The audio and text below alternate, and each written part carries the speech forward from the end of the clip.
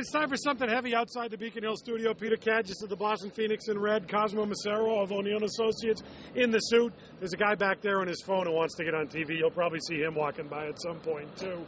You were rolling your eyes at that earlier. No, it's a big attraction, the hitter's corner. It's true. Corner? Another big attraction, Scottish Joe. Look over to my right. The screen's left. The president of Brazil coming to be greeted by Deval Patrick today, Cosmo. And that caused a bit of a problem because the Occupy the T movement was camping out in the State House steps. They've been broomed at the behest of the feds.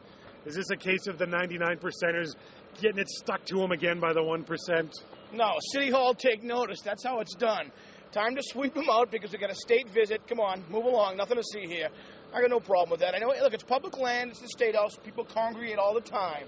Okay, but the Occupy folks had 3 months to do something. They failed. And move along. Move along. Peter, you're the more liberal of the membership here. You're going to raise the gloved fist in support of the Tea Occupiers? Sure. I like the Tea Occupiers. The issue here is less ideology and more a very small sidewalk. I'm sure the Tea Occupiers will be around the periphery. But this is a big deal. Is it a big deal? The president of Brazil. Can we hang this on Richard David just to put one more thing on? No, it is. Well, if I asked either of you the name of the president of Brazil, could you come up with it? I would get it wrong. Brazil is the sixth. Not Giselle, Cosmo. Yeah, I would get it wrong. It's the sixth largest economy in the world. It is. Only China and India are growing faster. Also, there are more Brazilians in Massachusetts, especially the greater Framingham area. A fair amount of cross-continental economic opportunity, including here in Massachusetts, one of our major banks, a client of mine, by the way. There's a lot of opportunity there. It's a major economy, and I think it's a good thing for the Commonwealth. Can't remember the last time there was pressure washed over there. I guess it was at the inaugural, but there it is. I mean, again, does it seem like we're going a little overboard here? I think last time was pressure washed. Spare change was hanging around. That's what I'm saying here. You guys can protest unless we're going to throw a party. Then you got to go. Look, a party or not, at this point, I think the feds weighed in and say, hey, you know what? Sorry.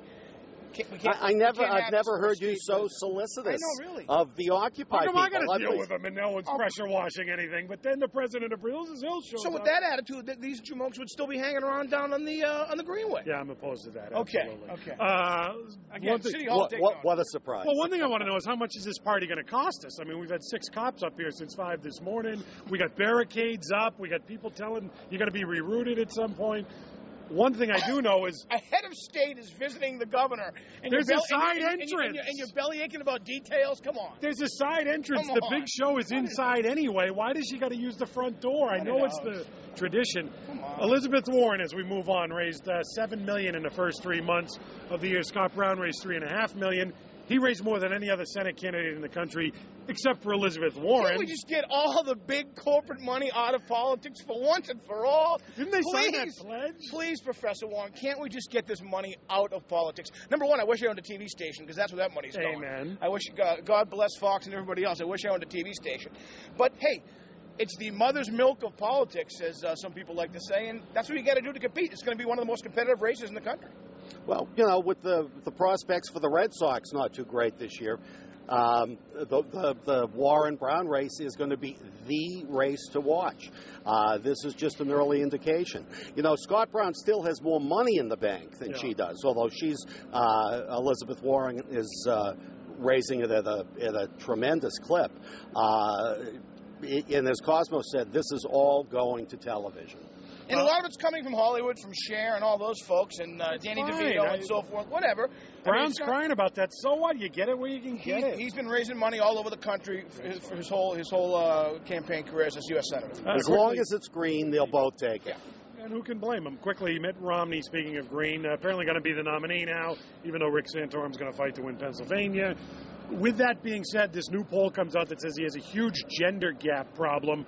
Specifically in Iowa, he's down 18. Ohio. He's down 18 points with women. How big a problem is this at this point, Peter? At this point, it's a big problem. Whether it translates into November is another issue. Look, the Republican Party has just been kicking itself in the head these last couple of weeks with women. I mean, everything from the the vaginal probes if you wanted to have an abortion, to the nasty language about women in Congress and Republican commentators backing it up.